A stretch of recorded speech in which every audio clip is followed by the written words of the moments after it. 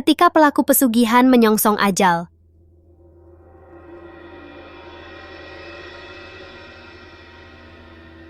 Agar nasi goreng dagangannya laris, pemilik pesugihan aneh ini harus mengentuti semua barang dagangannya sebelum dia jual.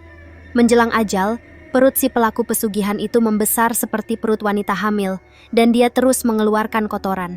Anehnya, ajal menjemputnya persis di saat menjelang sahur, di hari pertama bulan Ramadan. Kisah ini merupakan sebuah kejadian nyata yang menimpa keluarga pedagang nasi goreng terkenal di kotaku. Sudah hampir sebulan Wak Dirman terbaring lemah di tempat tidurnya. Tubuhnya kurus kering. Kedua kaki dan tangannya tinggal tulang terbungkus kulit. Tapi perutnya membesar seperti wanita hamil 9 bulan. Secara fisik Wak Dirman seperti korban busung lapar. Tidak seperti lazimnya orang sakit, Wak Dirman tidak dapat berbaring.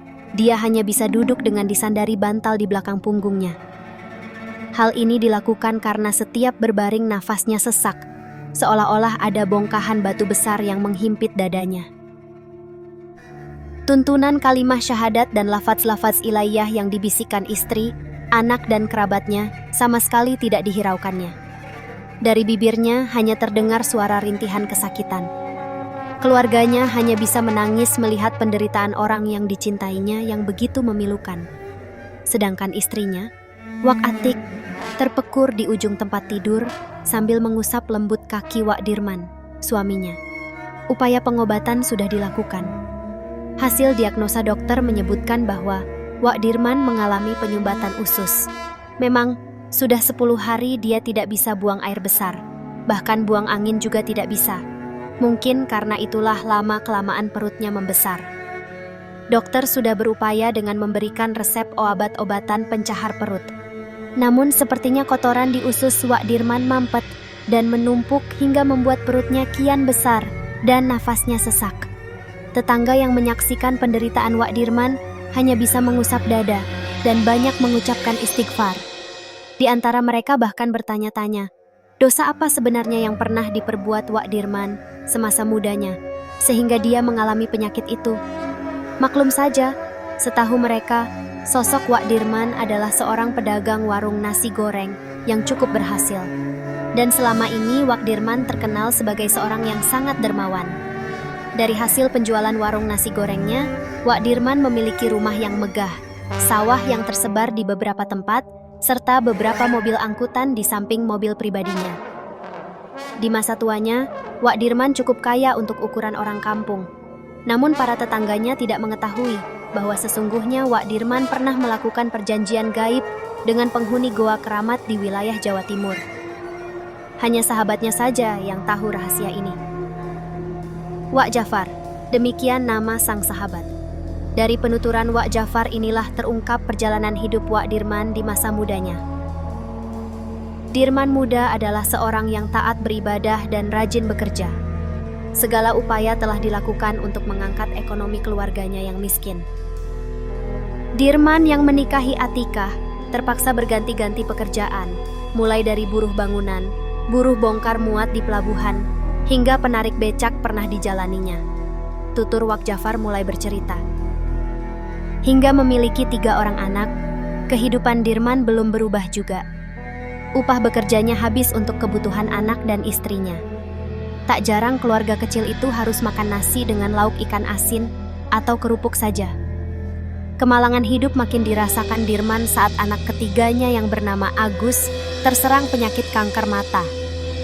Awalnya, Agus yang berumur 4 tahun ini bermain-main dengan temannya. Tanpa sengaja mata Agus terkena pelor peluru plastik dari senapan angin temannya. Karena tiada uang, Dirman hanya membelikan Agus obat tetes mata saja. Tapi hal ini berakibat fatal. Mata Agus menjadi merah dan bengkak. Sebagai sahabat, Jafar muda menyarankan Dirman membawa anaknya ke dokter mata. "Dirman, ayolah kita bawa Agus ke dokter mata. Kulihat anak itu setiap hari menangis menahankan matanya yang semakin hari semakin membengkak. Aku takut nanti anak itu menjadi buta." Demikian kata Wak Jafar kala itu. "Jafar, aku sebenarnya kasihan melihat Agus. Tapi engkau tahu kan, dari mana aku punya uang? Untuk makan saja kami sering ngutang di warung dan akhir bulan setelah gajian baru dibayar.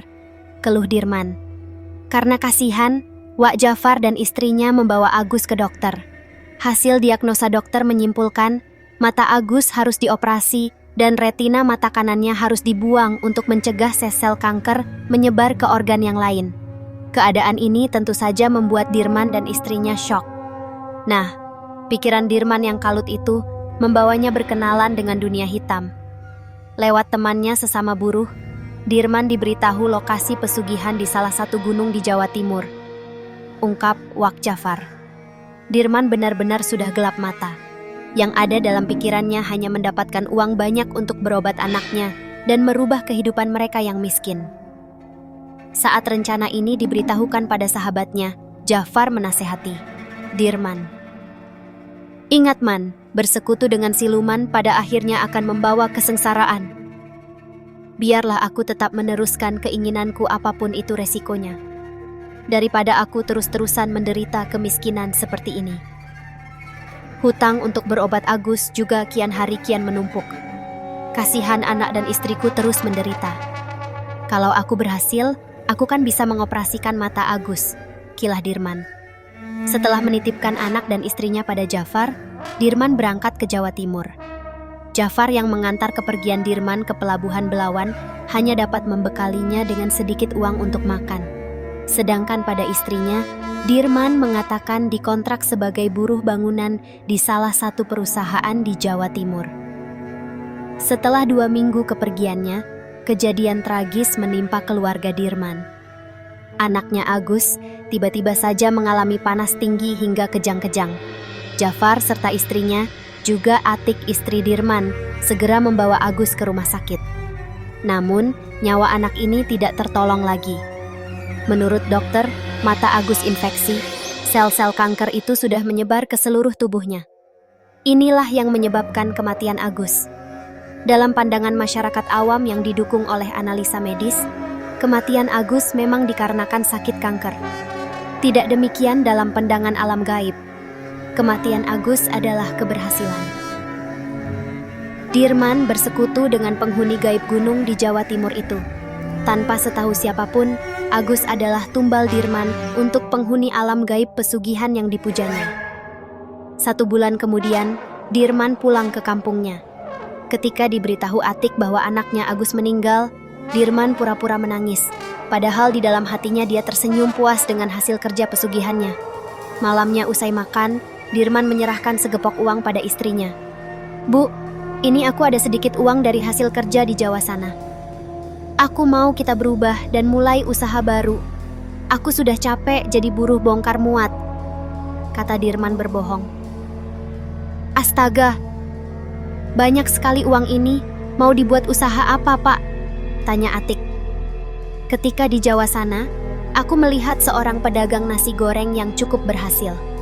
Aku juga sempat bekerja dan belajar meracik bumbu padanya. Aku mau kita mencoba usaha tersebut, jelas Dirman. Tapi apa kamu yakin kita mampu berjualan? Karena selama ini kan kamu hanya buruh bongkar muat, Pak. Ragu Atik. Bu, kamu harus membantu aku. Kita cari tempat berjualan di persimpangan yang banyak dilalui kendaraan. Untuk menarik pelanggan, harga nasi goreng yang kita jual lebih murah dari pedagang lain. Aku yakin kok, kita akan berhasil, jelas Dirman. Setelah mendapat tempat di perempatan jalan, Dirman dan Atik mulai menggelar dagangannya. Satu persatu pembeli mulai berdatangan. Dalam beberapa bulan saja warung nasi goreng Dirman maju pesat. Bagi pelanggan, nasi goreng Dirman memang sangat istimewa cita rasanya. Bahkan, setelah terkenal, Dirman mendapat julukan Wak Jorok. Entah siapa yang memulai panggilan ini. Yang jelas Dirman lebih populer dengan sebutan ini. Atau mungkin juga karena setiap menggoreng nasi, Dirman selalu membiarkan nasi bertebaran di sekeliling penggorengan. Tempat berjualannya juga kurang bersih. Sampah-sampah kulit telur atau kulit timun kerap berserakan. Tapi anehnya, walaupun warungnya kurang bersih dan terlihat jorok, pembeli berduyun-duyun mampir di warung Dirman. Dan setiap hari dagangannya selalu laku keras. Kenyataan ini memang sempat mengherankan saya. Namun saya tidak berani menanyakan langsung kepada Dirman, sebab saya takut membuatnya tersinggung. Cerita Wak Jafar lagi. Seiring dengan perkembangan kehidupan Dirman, Wak Jafar juga melihat ada perubahan yang mencolok pada sahabatnya itu. Walaupun Dirman sudah menjadi pedagang yang sukses, tapi penampilan fisiknya tidak berubah. Saat berdagang, Dirman kerap berpakaian kumal dengan kaos oblong dan celana yang berwarna hitam. Entah apa maksud Dirman berpakaian seperti itu. Sampai pada suatu hari, Dirman menceritakan pada Jafar mengapa dia kerap berpakaian kumal. Aku harus berpakaian kumal karena itulah syarat dari pesugihanku. Siluman yang mendiami tubuhku berwujud makhluk tinggi besar. Tubuhnya berbulu dan sangat bau. Lidahnya senantiasa menjulur meneteskan air liur yang berbau amis. Dan nasi goreng yang sering kutebarkan di sekitar penggorengan juga merupakan permintaan makhluk itu. Dia akan memakan remah-remah nasi goreng itu, tutur Dirman. Dirman juga bercerita bahwa untuk menarik pelanggan, sebelum menggelar dagangannya, semua bahan-bahan jualan itu harus dia kentuti. Dibantu makhluk sesembahannya, aroma udara kentut itu akan menyebar dan memanggil orang untuk antri membeli dagangannya. Dan mencuci beras untuk dimasak juga cukup 1 kali saja, karena diyakini membuat rasa nasinya pulen dan enak. Dirman menceritakan hal ini dengan harapan Jafar mau mengikuti jejaknya bersekutu dengan siluman. Tapi Jafar tetap pada pendiriannya, bahwa bersekutu dengan iblis hanya akan membawa kesengsaraan. Neraka jahanam sudah menanti bila mati kelak. Terus terang saja, aku nggak mikirin mati. Lagi pula siapa yang akan kenal aku di akhirat? Mumpung kita masih hidup, dimanfaatkan saja untuk mencari kekayaan. Kalau kita kaya, orang-orang juga akan hormat pada kita, dalih Dirman. Begitulah, bertahun-tahun kemudian keadaan keluarga Dirman semakin kaya. Namun kehidupan ekonomi anak-anaknya tergolong pas-pasan. Bahkan salah seorang anak Dirman menderita penyakit gila karena keinginannya menjadi prajurit TNI tidak kesampaian. Entahlah, apakah ini akibat pesugihannya atau karena hukuman Allah.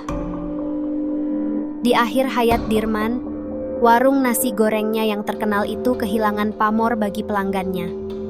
Pertambahan umur telah membuat tenaga Dirman makin berkurang. Anak yang diharapkan menjadi penerus usahanya sudah menjadi gila pula. Selain itu, berdirinya restoran siap saji di persimpangan dekat warung Dirman juga telah mematikan usaha nasi gorengnya. Pelanggan lebih memilih warung siap saji itu. Memikirkan warung nasi gorengnya yang mati suri, membuat kesehatan Dirman makin memburuk, hingga dia terbaring lemah di tempat tidur dengan perut membusung dan nafas sesak, seperti keadaan yang diceritakan di atas.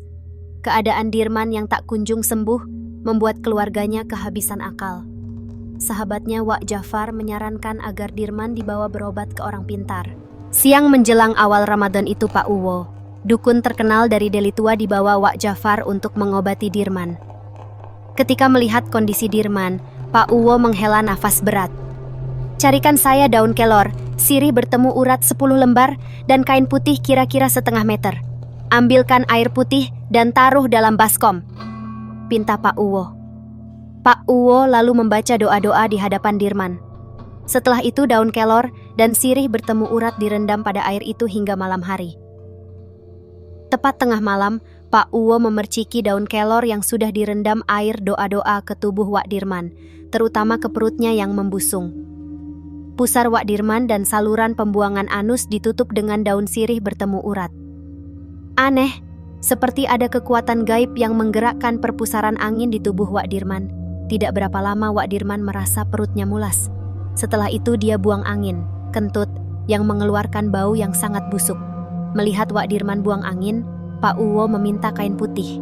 Lalu Pak Uwo memiringkan tubuh Wak Dirman. Kain putih itu pun dibalutkan ke tangan Pak Uwo sambil membaca doa-doa. Pak Uwo seperti mengambil sesuatu dari anus Wak Dirman.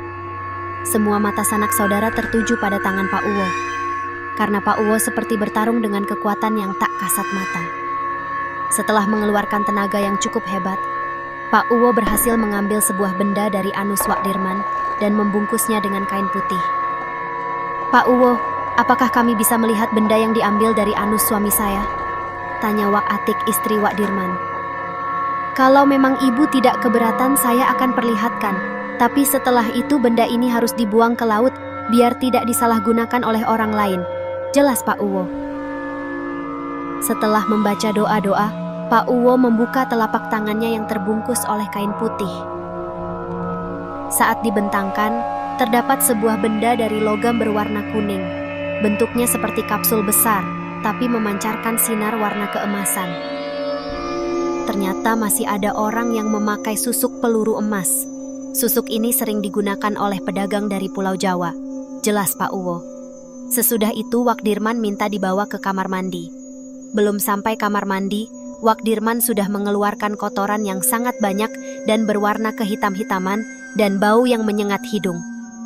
Usai buang air besar, Wak Dirman dimandikan Pak Uwo dengan dibantu anak dan kerabatnya.